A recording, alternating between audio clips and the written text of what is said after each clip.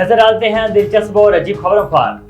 Rickshaw driver ने दुल्हन तलाश करने के लिए अजीबोगरीब तरीका ढूंढ लिया। भारतीय रियासत मध्य प्रदेश से ताल्लुक रखने वाले 29 साल शख्स ने रिक्शा पर होर्डिंग लगाकर दुल्हन की तलाश शुरू कर दी।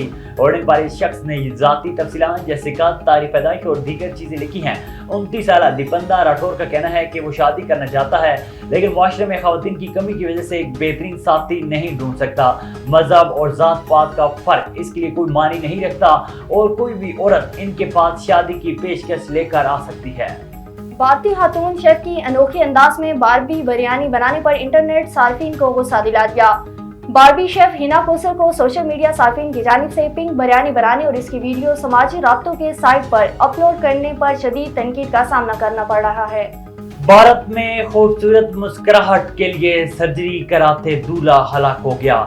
भारतीय मीडिया के मुताबिक ये वाकया रियासत तेलंगाना के शहर हैदराबाद के इलाके में वाक़े डेंटल क्लिनिक में पेश आया, जहां 28 साल लक्ष्मी नारायण मुस्कुराहट को खूबसूरत बनाने के लिए आया था। लक्ष्मी नारायण को डेंटल क्लिनिक में दौरान सर्जरी ऑपरेशन दांतों भराई, दांतों की सफाई और दांतों के दरमियान खला को भरने के तवील ऑपरेशन के अमल से गुजरना था।